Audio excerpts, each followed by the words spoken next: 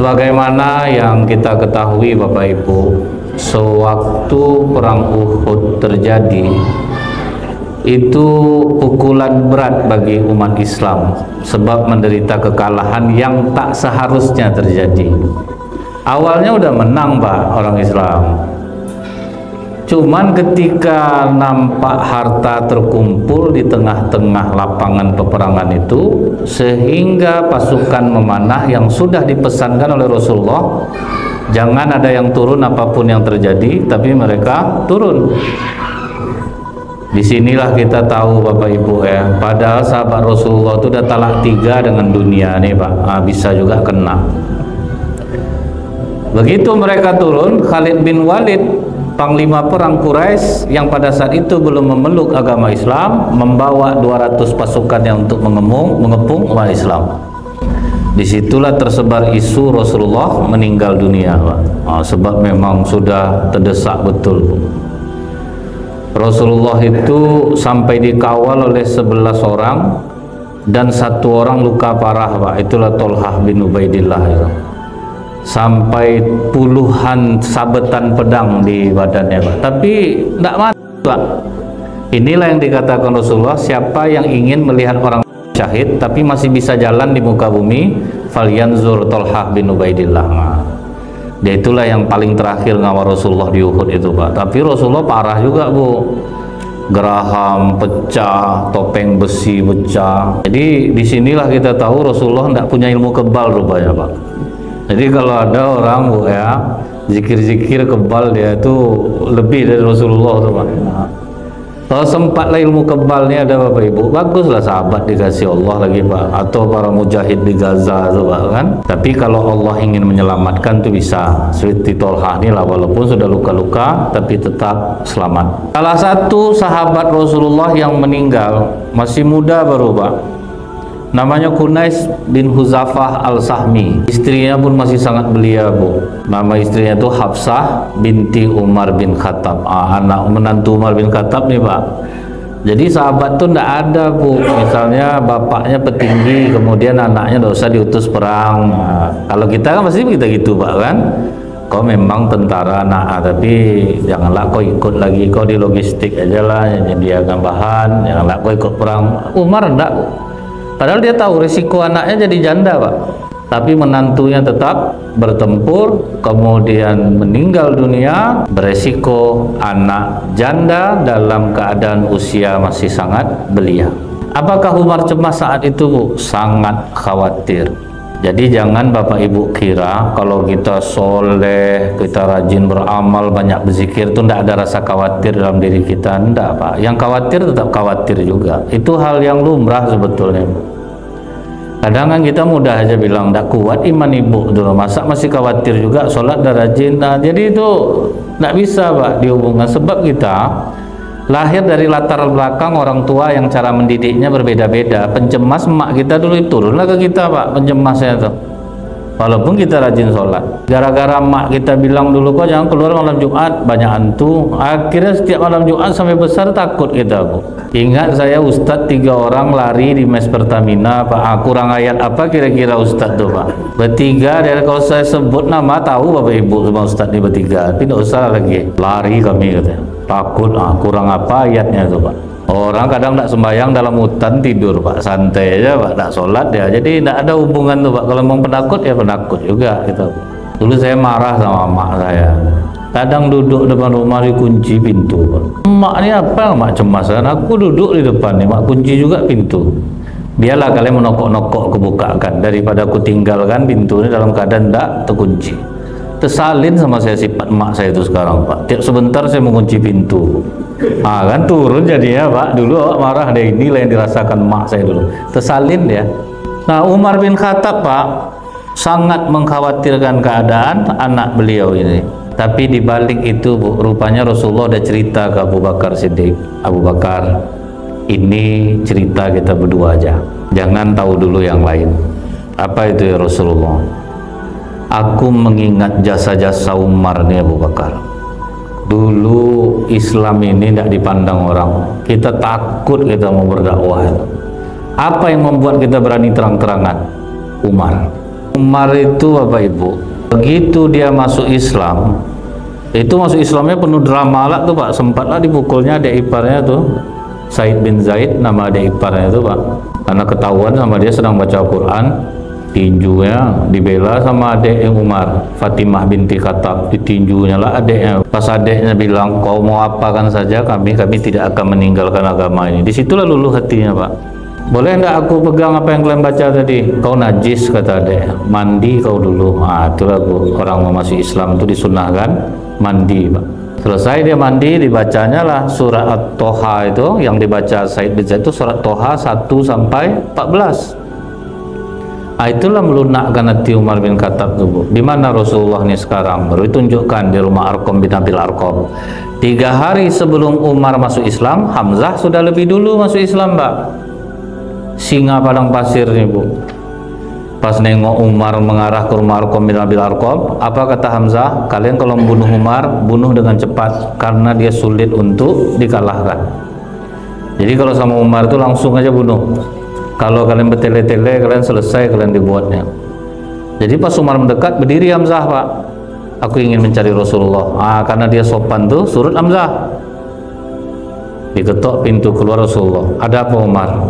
Aku ingin masuk Islam ya Rasulullah. Itu takbir semua sahabat Pak. Karena centeng Mekah masuk Islam. Selesai Umar bin Khattab masuk Islam, bertanya Umar Bu, kalau aku mati dalam keadaan macam ini masuk surga enggak aku ya Rasulullah? Iya Umar. Kalau aku hidup membela agama ini, apakah aku hidup dengan kebenaran? Iya Umar. Kalau gitu enggak usah sembunyi lagi Rasulullah, keluar aja semuanya. Itulah dibawa Umar tawaf Pak. Itulah pertama kali umat Islam terang-terangan. Orang kafir sedang duduk di Ka'bah itu Bu, tidak ada satupun yang berani memandang Pak. Selesai Umar dan Rasulullah, para sahabat tawaf. Apa kata Umar kepada orang Quraisy ini? Siapa di antara kalian yang ingin emaknya menangis hari ini? Siapa yang ingin istrinya menjadi janda, anaknya menjadi anak yatim? Berdiri kalian lawan aku. Tidak ada satupun yang berani mandang Bu. Nunduk semuanya. Janganlah kalian pandang, kena kalian nanti. Tidak, aku tidak ada mandang dia. Jadi tengok-tengok lain lah orang itu. Tapi Bapak Ibu, setelah itu pula, begitu Umar masuk Islam ini pula lah, karena ketauhidan itu banyak pendapatnya yang menyamai wahyu Pak. Itu tidak bisa dipungkiri Pak. Malah kadang Allah berpihak kepada pendapat Umar daripada kepada Rasulullah. Contoh waktu perang Badar, ada tawanan 70 orang, ditanya Rasulullah ke Abu Bakar, 70 orang tawanan ini kita apakan Abu Bakar? Abu Bakar kan orangnya lembut Pak. Mereka tuh kan saudara-saudara kita juga ya Rasulullah, kita kenal sama mereka. Gimana kalau kita lepaskan tapi kita minta aja uang jaminan yang tinggi-tinggi kedudukannya, kita minta 4.000 dirham. Kalau yang rendah-rendah prajurit biasa kita minta 1.000 dirham. Jadi ekonomi kita terbantu juga di Madinah nih Rasulullah. Betul juga kau bilang nih Abu Bakar. Kalau kau Umar, senang ya Rasulullah, matikan aja semua ini. 70 ini matikan semuanya. Terkhusus untuk Suhail bin Ammar itu ya Rasulullah, dia paling sering memaki-maki engkau. Kalau untuk Suhail bin Ammar itu sebelum kita pancung, kita tarik lidahnya dulu keluar. Itu Pak, ngeri enggak Pak? Jadi dua sifat ini ada bagusnya dalam diri Bapak Ibu. Jadi diantara Bapak Ibu ini ada yang keras, bertahan aja dengan keras tuh Pak. Walaupun Bapak dengar pengajian Rasulullah itu murah senyum, lemah lembut. Karena kalau Bapak sangar Pak, tiba-tiba Bapak habis ngaji Rasulullah senyum-senyum, Bapak pulang terkejut Ibu. Ninggalkan perangai suami aku ini, tidak pernah senyum Pak, tahu-tahu balik senyum Pak. Bahaya jadinya Bu. Cuman gunakanlah di jalan yang diridhoi oleh Allah. Tapi apa kata Rasulullah? Ada sahabatku ini yang hatinya itu dilembutkan oleh Allah sehingga manis seperti susu. Kelembutan sikapmu ini Abu Bakar mengingatkan aku kepada Isa alaihissalam. Dan ada hati sahabatku ini yang dikeraskan Allah hingga sekeras batu, tapi di batu-batu itu banyak mengalir air-air bening. Ketegasan sikapmu Umar mengingatkan aku kepada Musa alaihissalam. Jadi memang ada Pak sifat-sifat itu dalam diri kita nih Bu. Cobalah kalau lemah lembut, orang semuanya macet lampu merah Pak, udah hijau lampu, Mas duluan Mas, nggak apa Mas duluan aja, nggak apa, macet. Nah kemudian Pak, kata Rasulullah, tapi maaf Umar, aku lebih cenderung kepada pendapat Abu Bakar Siddiq. Diterimalah pendapat Abu Bakar Siddiq, dan Umar menerima, Bu. Tidak ada Umar terkecil hati pindah masjid, tidak ada, Pak. Tidak ada dia sholat tempat lain, tidak ada. Malas aku, pendapat aku tidak diterima, tidak ada. Nah, setelah itu keesokan harinya Rasulullah menangis terseduh-seduh. Ditanya oleh Umar, apa yang membuat engkau dan Abu Bakar menangis ya Rasulullah? Tidak bisa Rasulullah jawab, Pak, karena memang sesegukan. Setelah Rasulullah tenang, baru kata Rasulullah, kemarin aku menerima pendapat Abu Bakar Siddiq, membebaskan tawanan dengan uang jaminan. Ternyata Allah marah Umar, Allah lebih cenderung kepada pendapatmu. Aku dimarahi oleh Allah, dan andaikan Allah menurunkan azabnya hari ini, cuman kau yang selamat Umar. Diakui oleh Rasulullah, Pak. Turun surah Al-Anfal ayat 67, maka nali nabi ayyukuna lahu asra hatta yuskina fil ard turiduna arada dunya wallahu yuridul akhirah wallahu azizun hakim. Tidaklah pantas bagi seorang nabi dan orang-orang beriman memiliki tawanan sebelum dia melumpuhkan musuhnya di muka bumi. Kau mengharapkan harta benda dunia Muhammad, sedangkan aku menjanjikan akhirat untukmu. Ngeri dah Allah, Pak. Kau ambil duit orang itu, aku menjanjikan akhirat untuk kau. Ayat ini tidak hilang dalam Al-Quran, Bu. Kalau Rasulullah mau menyembunyikannya, Pak, malu aku kena marah sama Allah, tidak ada. Atau berbisik dia ke Abu Bakar, janganlah sampai Umar tahu, mengkeklah dia nanti aku kena marah gara-gara nerima pendapat kau. Tidak ada. Dan Umar tidak besar kepala macam kita pula. Kalau kita kan kalau misalnya tidak diterima pendapat, tahunya betul, Pak, minta tolong orang tu tidak akan dapat lagi, Pak. Rupa betul pendapat abang, bang, bantulah kami bangnya, matilah kalian, aku sibuk sekarang nih. Semalam tidak kalian terima pendapat aku, rasakanlah sama kalian. Nah, itu payahnya kita, Bu. Pendapat Umar menyamai wahyu waktu itu ada dalam beberapa hal. Setelah itu apa kata Rasulullah? Aku ingin melamar Hafsah Abu Bakar, tapi jangan dulu tahu Umar. Nah, kita tunggu dulu sampai masa iddahnya berakhir. Setelah masa iddah Hafsah berakhir, Bu, Umar dalam keadaan muka sedih mendatangi Rasulullah. Muka risau itu, Pak. Kata Rasulullah, lain pembawaan Umar. Cerungut aja muka. Sakit hati aku nengok Abu Bakar sama Utsman nih Rasulullah. Apa masalahnya? Macam buruk aja nak aku dibuatnya. Dia ngapa?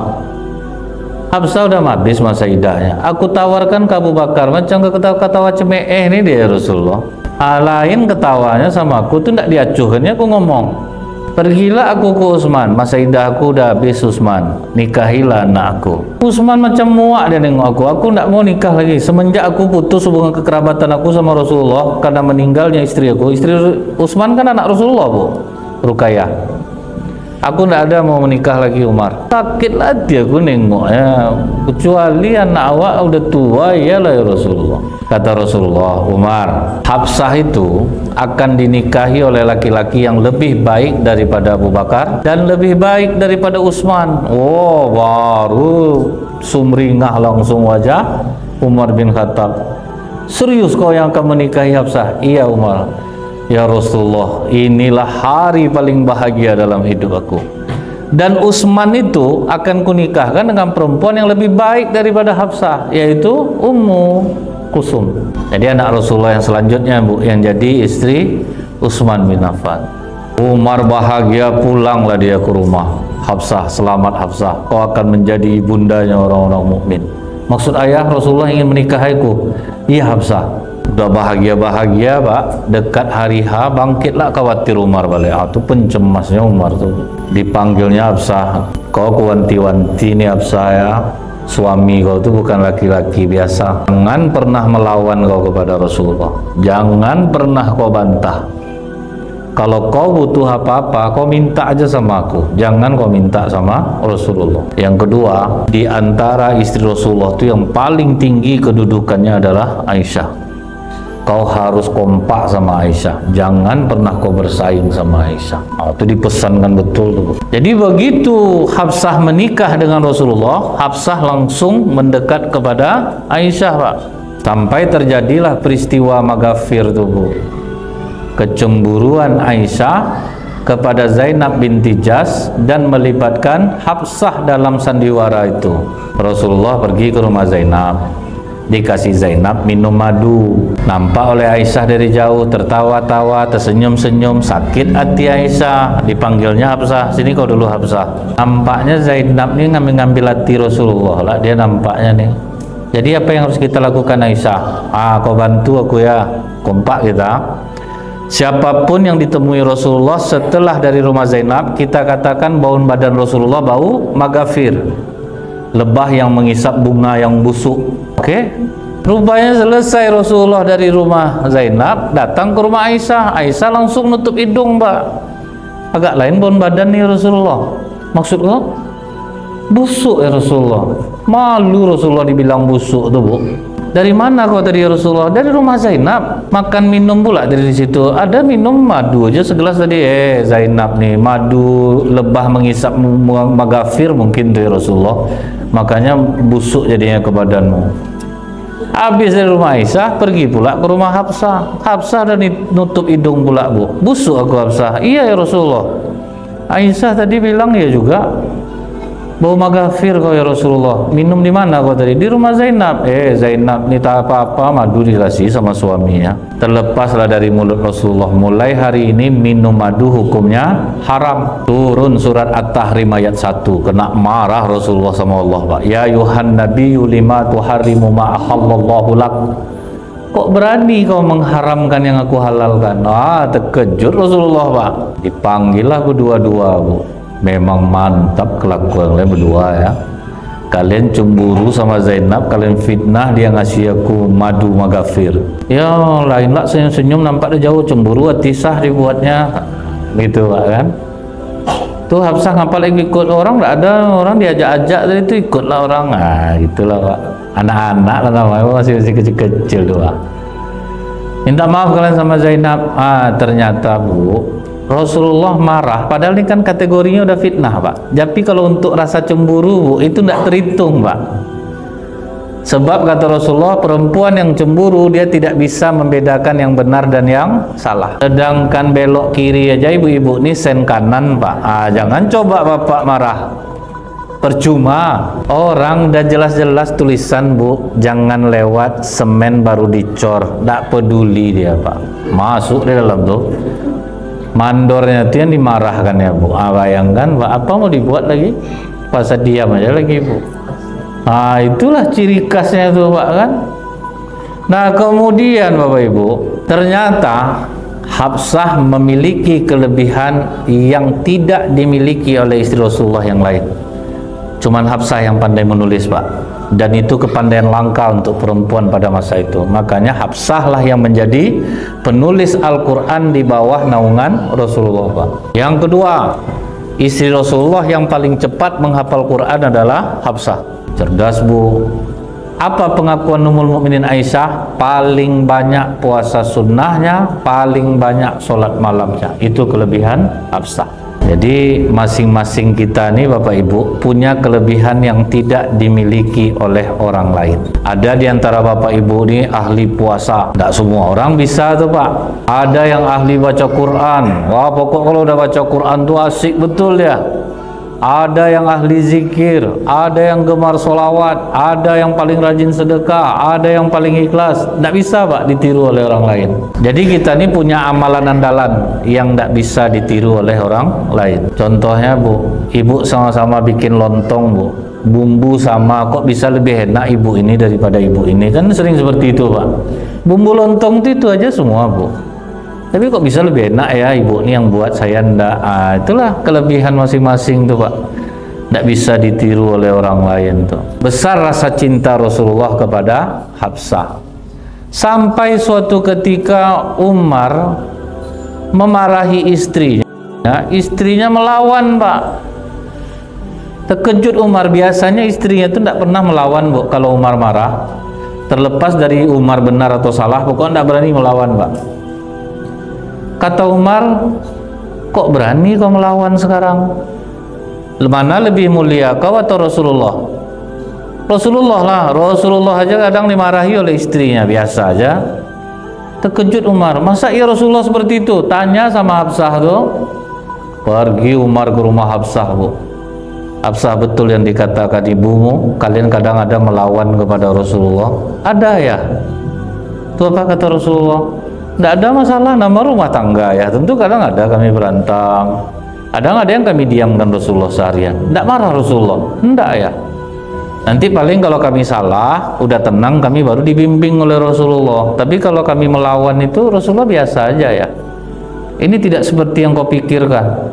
Sejak itulah Umar kalau kena amuk sama istri dia diam aja, Bu. Jadi waktu Umar jadi khalifah, ada seorang laki-laki kena marah sama istrinya, diancamnya istrinya, Pak, awas aku kadu kan kalau ada khalifah Umar. Kata istrinya, ngadu lah, nggak takut pakai aku dong. Aku udah tahu riwayatnya, riwayat apa, nggak perlu kau tahu, ngadu lah sama Umar tuh. Sampai di pintu rumah Umar terdengar dia Umar sedang kena amuk lah sama istrinya, Bu. Sama aku nih. Dia pas mau pergi dibuka Umar pintu, Pak. Fulan, kau mau kemana? Rencana tadi mau ngadu khalifah, tapi rupanya sama kejadian kita. Kejadian apa? Aku kena marah sama istri aku. Rencana mau ngadu, dan rupanya aku terdengar lah kau kena marah lah sama istri kau. Kata Umar, ya Rasulullah aja pun kena marah sama istri ya, biasa aja. Jadi itu, Pak, agama yang tidak boleh melawan kepada suami itu cuman Hindu. Dalam agama Hindu, laki-laki itu harus diperlakukan seperti dewa sirah, tidak boleh dibantah sekalipun salah. Tapi kalau dalam Islam enggak, Pak. Suami salah, istri boleh melawan. Ibu mau disuruh bikin dendeng dikasih di 20.000, mana dapat, Pak? Ngamuk, Bu. Nggak ada ceritanya, nggak ngamuk lah Ibu. Nah jadi, Pak, dipesankan balik oleh Umar, tolong Hafsah, jangan kau melawan sama Rasulullah, mohon aku. Namun akhirnya berita ketakutan Umar terjadi, Bu. Hafsah ditalak oleh Rasulullah, kena talak juga jadinya, Bu. Masalahnya apa, Bu? Hari itu giliran Hafsah, istri Rasulullah yang terakhir, namanya Maria binti Qobtiyah. Ini istri yang paling dicemburui oleh semua istri, Pak, sebab hanya dia yang punya anak. Selebihnya kan ada yang punya anak dari Rasulullah, Pak. Dia punya anak, Bu. Jadi semua istri itu cemburu sama dia. Nah, pas giliran Rasulullah di rumah Hafsah, Hafsah pamit ke Rasulullah mau menemui orang tuanya. Maria lewat, dipanggil oleh Rasulullah. Nama suami manggil tuh datang dia, Pak. Sedang berbincang-bincang dengan Rasulullah, Hafsah pulang. Nampak ada Maria tuh cemburu Hafsah, Pak. Langsung lari Hafsah masuk kamar, nangis. Maria pun keluar, pergi. Kata Rasulullah, aku yang salah Hafsah, aku minta maaf. Aku tadi yang memanggil Maria itu pas dia lewat. Aku betul-betul minta maaf, jangan sampai istri yang lain tahu. Kalau tahu azab aku Hafsah. Aku udah minta maaf Rasulullah, Bu. Rupanya Hafsah diceritakannya kepada Aisyah. Aisyah menceritakan kepada istri yang lain. Itulah yang membuat Rasulullah tidur di masjid tuh, Bu, beralaskan pelepah kurma. Itulah tuh, Pak. Situlah Rasulullah menalak Hafsah tuh. Tapi rupanya Hafsah mendapat pembelaan dari Allah, Pak. Turun surat At-Talaq ayat 1. Datang pula malaikat Jibril, Hafsah salah satu istrimu di surga ya Rasulullah. Padahal Umar datang udah mau ngamuk tuh, Bu. Ya Rasulullah, kalau memang anakku yang membuat engkau seperti ini, aku rela aku pancung anakku hari ini juga. Keluar Rasulullah, jangan Umar, aku tidak jadi menalak Hafsah. Jadi cemburu-cemburu hal-hal itu rupanya tidak terhitung di sisi Allah, dimaklumi oleh Allah hal-hal yang seperti itu. Sampailah, Pak, ketika Rasulullah wafat, waktu mau membukukan Al-Quran itu Zaid bin Sabit mengambilnya dari Hafsah, Pak. Dari Hafsah ini lah, Bu, dikumpulkan semua tulisan Hafsah, kemudian dirangkum oleh Zaid di masa Khalifah Abu Bakar Siddiq. Itulah yang membuat tertolongnya para sahabat dalam mengkodifikasi Al-Quran itu, Bu. Nah, itu salah satu kelebihan Hafsah yang dinikahi oleh Rasulullah SAW. Kemudian, Pak, di perang Uhud itu juga, Bu, ada lagi pasukan yang berada di garda terdepan Rasulullah. Nama sahabat itu, Pak, Abdullah bin Jas. Itu juga meninggal dunia, meninggalkan istri namanya Zainab binti Kuzaimah, dan dia ini gelarnya Ummul Masakin, Bu, ibunya orang-orang miskin. Sebab dia memang ke orang miskin ini sangat peduli, Pak, sangat perhatian, Bu. tetapi wajahnya tidak menarik. Setelah habis masa iddahnya, tidak ada satu sahabat pun yang ingin menikahinya, Pak. Jadi tidak salah, Pak. Memang dari zaman dulu tuh, Bu, laki-laki suka perempuan cantik suka dengan laki-laki tampan. Itu udah hukumnya, Bu. Kalau ada ibu-ibu yang ngomong, saya tidak penting suami tampan, Ustaz, asal dia soleh dan bisa membimbing saya. Oh, udahlah, Bu, tidak usah ibu menghibur diri lagi. Tahu saya penderitaan ibu loh. Payah tidur malam apa terpandang juga wajahnya. Ngapalah aku nikah sama dia duluan. Ibu ingat tak kejadian banjir di Jakarta? Ada nenek di atas atap nak mau turun, diselamatkan Basarnas. Apa katanya, Pak? Aku mau yang ganteng tadi. Nenek-nenek memilih untuk diselamatkan aja, Bu. Memilih dia, Pak. Terpaksa lah dipanggil Basarnas yang ganteng itu, baru mau dia turun. Jadi karena tidak ada yang mau menikahi dia, Pak, Rasulullah yang maju menjadi suami Zainab binti Khuzaimah. Sebab dia punya kelebihan, Bu, dermawan kepada orang-orang miskin. Jadi ternyata itulah, Bu, orang-orang gemar bersedekah ini rezekinya tidak bisa ditakar, Pak. Bayangkan jadi istri Rasulullah loh, Bu. Tapi 3 bulan menikah dengan Rasulullah, Zainab pun meninggal dunia. Nah, inilah istri Rasulullah yang meninggal setelah Ummul Mukminin Khadijah, Bu. Jadi itu membuat Rasulullah mengenang kembali peristiwa wafatnya Khadijah. Jadi jangan dibilang orang, Bu, Rasulullah itu yang gadis-gadis saja, yang cantik-cantik aja. Enggak, Pak. Ada kronologi yang membuat Rasulullah kenapa menikah ini. Kemudian di tahun ke-5 Hijriah, Pak, musuh menyerang Madinah namun gagal. Waktu itu yang berkhianat adalah kaum Yahudi Bani Quraizoh. Kan udah ada piagam Madinah, kita tinggal berdampingan. Apapun yang terjadi di Madinah ini sama-sama kita. Rupanya justru Bani Quraizoh berkhianat. Pergilah ke tempat Bani Quraizoh itu, Bu. Berperanglah sama Bani Quraizoh. Tertawanlah beberapa orang tawanan, dan termasuk ada perempuan namanya Raihanah, Pak. Jadi Raihanah ini ditawari oleh Rasulullah. Raihanah, kau mau ndak menjadi istri aku bebaskan, atau kau tetap menjadi tawanan? Pilihannya apa, Bu? Biarlah aku jadi tawananmu ya Rasulullah, karena aku tidak akan meninggalkan agamaku. Dijelaskan Rasulullah, kau jangan membenci aku. Tahukah kau kenapa aku menyerang kaummu? Apa penyebabnya? Diceritakanlah oleh Rasulullah. Kalau kau tidak mau masuk Islam, tidak masalah bagi aku tidak akan memaksa dirimu. Kau sebagai tawanan akan kuperlakukan dengan baik. Tapi rupanya Rasulullah selalu berdoa, minta kepada Allah agar hati Raihanah dilembutkan oleh Allah. Sampailah dengan kerelaan hati dia datang kepada Rasulullah. Ya Rasulullah, sekarang aku tidak dalam keadaan terpaksa, aku dalam keadaan sadar.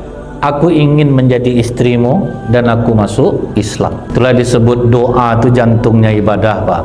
Rajin-rajinlah Bapak meminta. Jangan ini kadang, Bu, ya, maksudnya bukan minta itu, Pak. Jangan Bapak janganlah salah paham, Pak.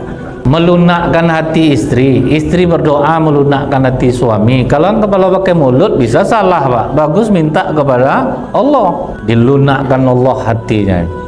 Jadi jangan pernah meremehkan kekuatan doa itu. Orang kadang capek saya berdoa, Ustaz. Ibu tahu enggak, Bu, ya? Hannah itu nenek Nabi Isa. Berdoa minta anak laki-laki, Pak. Tahu-tahu yang lahir Maryam. Kapan laki-laki lahir? Setelah anak Maryam baru Nabi Isa. Umar bin Khattab berdoa minta cucu anak keturunan yang soleh. Jatuhnya justru kepada cucu, Pak, Umar bin Abdul Aziz. Rasulullah untuk masalah pemindahan kiblat aja, Bu, 1,5 tahun baru dikabulkan oleh Allah. Bapak ibu doa minta kaya, mungkin bapak ibu tidak kaya, rupanya jatah anak besok, Pak, yang kaya. Bukan di zaman bapak ibu. Jadi tidak ada doa kita nih yang tidak dikabulkan, tapi menunggu waktu dan saat yang tepat. Jadi Rasulullah itu, Bu, berdoa untuk Raihanah ini, dan memang menurut Allah memang pantas, cepat Allah kabulkan. Jadi doa kita tuh makanya ada, Pak, yang cepat dikabulkan oleh Allah. Kadang ada mungkin di antara Bapak Ibu yang pernah merasakan baru terpikirkan dikabulkan oleh Allah, tidak lama sudah itu, Pak. Jadi kalau sesuai dengan kebutuhan kita, Allah akan cepatkan. Tapi kalau belum cocok sama kita, misalnya bapak minta kaya pak, tapi tidak kaya-kaya, kan Allah tahu nih kalau bapak nih kaya nih tidak ke masjid dia lagi nih. Ini ada sombongnya nanti nih. Karena memang terjadi bu. Sangka saya saklabah itu ada di zaman Rasulullah aja pak. Pas saya ada ceramah di masjid, lama saya tidak nampak bapak tuh. Saya tanya bapak sama jamaah, Pak Haji apa nih mana dia? Oh saklabah Ustaz. Dah lama dah Ustaz. Rupa tiap-tiap tempat tu ada yang jadi saklabah pak. Dulu dia waktu tidak sibuk, rajin dia ke masjid pak. Dimajukan Allah usahanya. Itulah akibatnya tidak ke masjid dia lagi pak. Jadi jangan dipaksakan Allah, dan yakinlah semua doa kita ini pasti dikabulkan oleh Allah. Cepat atau lambat, yang penting kita sabar menunggu doa itu dikabulkan. Nah kemudian pak, pada saat perang Bani Mustalik namanya bu. Perang Bani Mustalik nih pak, Bani Mustalik ini dia mengadakan perjanjian damai sama umat Islam. Tapi rupa-rupanya dengar kabar Rasulullah dari agen intelijen Islam bahwa orang Bani Mustalik ini mau menyerang pak. Belum mereka menyerang, Rasulullah langsung mengutus sahabat, cepat kalian ke Bani Mustalik. Rupanya begitu sampai di tempat Bani Mustalik, kocar-kacir orang Bani Mustalik ini pak, tidak sempat melarikan hartanya. Akhirnya mereka lari tunggang langgang, hartanya ditinggalkan. Banyaklah yang kena tangkap waktu itu pak. Termasuklah satu orang anak kepala suku, namanya Juwairiyah. Juwairiyah ini ditawan oleh Sabit bin Qais. Mengadulah Juwairiyah ini datang menemui Rasulullah pak. Kata Juwairiyah ini, ya Rasulullah, aku Juwairiyah, anak kepala suku Bani Mustalik. Rupanya anak kepala suku pak. Apa pengakuan Aisyah dalam riwayat ini? Terus terang cemburu aku begitu melihat Juwairiyah menghadap Rasulullah. Apa yang kau ingin keadukan? Sabit bin Qais setelah tahu dia bahwa aku anak kepala suku, dia naikkan tebusannya. Oh banyak dia minta pak, unta sekian ekor, kambing sekian ekor. Jadi terus terang memberatkan aku ya Rasulullah. Ya Rasulullah, nikahi aku, bebaskan aku, tebus aku kepada Sabit bin Qais. Itulah bu, dia ingin dibebaskan pak. Nah nikah dengan Rasulullah. Bapaknya kan tidak tahu bu. Bapaknya udah dengar kabar pak, bahwa Sabit bin Qais minta tebusan sekian ekor onta. Dibawanya lonta dari Mekah pak.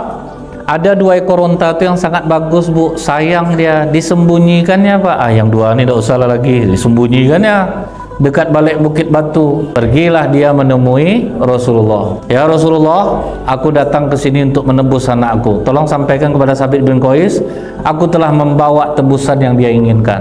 Didekati Rasulullah dia pak, dibisikkan Rasulullah ke telinganya, 2 ekor onta yang kau sembunyikan di balik Bukit Batu mana? Di situ terkejut dia pak. Hanya Allah yang mengetahui itu. Berarti kau memang seorang Rasul. Langsung kepala suku Bani Mustalik masuk Islam. Langsunglah Rasulullah katakan bu, bahwa aku telah menikahi anakmu. Disitulah semua umat Islam membebaskan Bani Mustalik, asbab dari pernikahan dengan Juwairiyah ini pak.